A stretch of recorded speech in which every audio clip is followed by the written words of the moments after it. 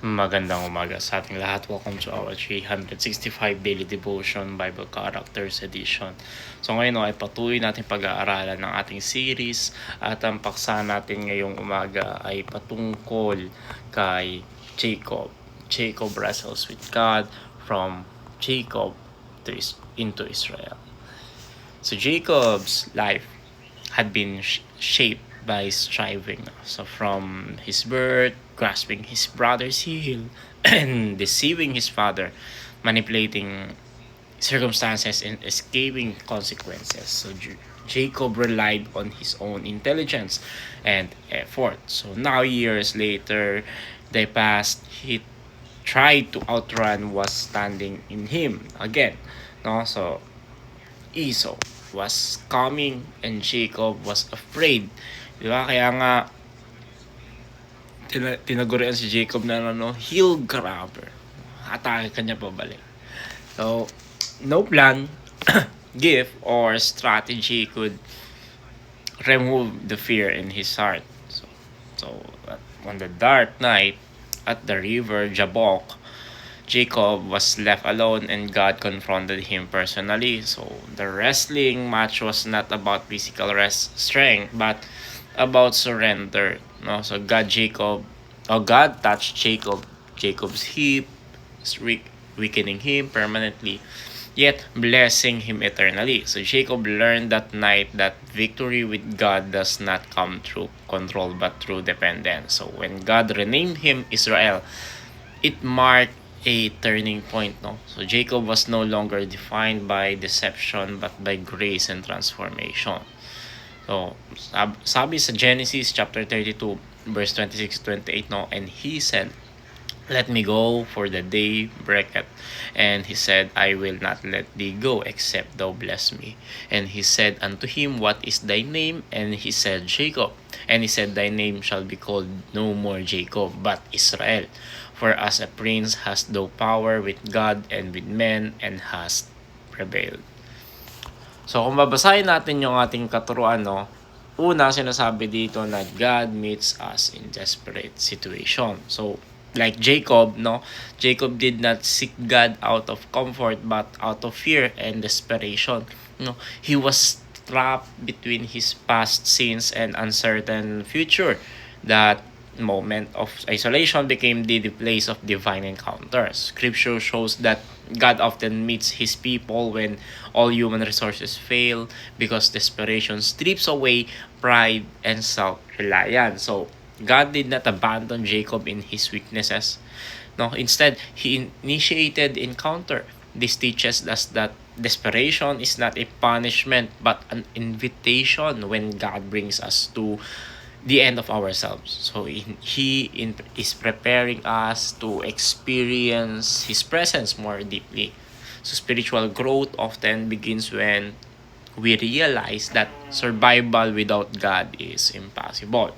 So second is God depends to our level of maturity. So God wrestled with Jacob in a way Jacob could understand. So Jacob had lived his whole life struggling and overcoming through effort. So instead of correcting him with words alone, God encouraged him or engaged him through physical struggle. So this reveals God's patience and grace in meeting people where they are. So rather than crushing Jacob's instantly, no, God allowed the struggle to continue until Jacob was ready to surrender. So God adjusted his method without changing his purpose. So this shows that God does not expect instant maturity. He works patiently within our current spiritual condition, slowly leading us from self-effort into faith and obedience. So God blesses us along with a new identity. The turning point came when God asked Jacob his name. To say Jacob was to confess who he truly was, a deceiver and manipulator. Confession preceded transformation. So only after Jacob acknowledged his true identity did God give him a new one. So the blessing Jacob received was not wealth or safety, but it changed identity. So Israel means one who struggles with God and prevails. God did not erase Jacob's past, but he redeemed it. Teaches us that, or this teaches us that God's greatest blessings are internal. When God changes who we are, our future is transformed as well. So ano nga ba yung mga application natin dito, no? So una, be desperate for God and not for people. So Jacob had servants, wealth, and family, yet none of them could remove the fear in his heart. So his breakthrough came only when he was alone with God. No, many believers look to people for validation, security, or rescue, but true peace can only be found in God. Desperation for God aligns our hearts correctly. When we seek God above all else, we stop demanding that people carry burdens where they were never meant to bear. So God alone can give peace, direction, and identity that does not collapse under pressure. Second is to be real and approach God as just as you are. So Jacob did not come to God as a righteous man. He came as a broken, fearful sinner. Oh, God did not reject him for this. Instead, God engaged him personally.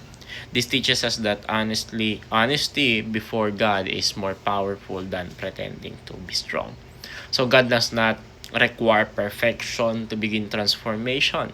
He requires truth. When we stop hiding and start being real before God, healing begins. Authentic prayer opens the door for genuine change. So be blessed by confessing who you really are.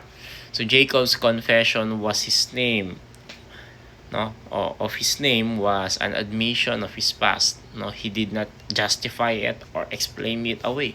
Confession placed him in a position to receive grace. God's blessing followed Jacob's honesty. So believers today are often hindered not by sin alone but by refusal to acknowledge it. Confession is not humiliation but liberation. So when we admit who we are, God can reveal who we are becoming in Christ. So our discussion here now, why should we be desperate for God and not for people? Because people are limited, but God is sufficient. So desperation for people leads to disappointment and dependence, while desperation for God leads to transformation. So when God becomes our deepest need, He becomes our greatest source of strength. So let us dive deeper, no, mga kapatid. So did Jacob wrestle with Jesus? So in Hosea chapter 12 verse 3 to 5, no, it describes that Jacob wrestling with God and encountering the angel of the Lord. So many theologians believe this was a pre-incarnate appearance of Christ, often called as Christophany. So while scripture does not explicitly name Jesus, the encounter reflects Christ's role as mediator, no one who reveals God while engaging humanity personally. So whether angelic or divine manifestation, the encounter shows that God Himself stepped into Jacob's struggle to bring redemption.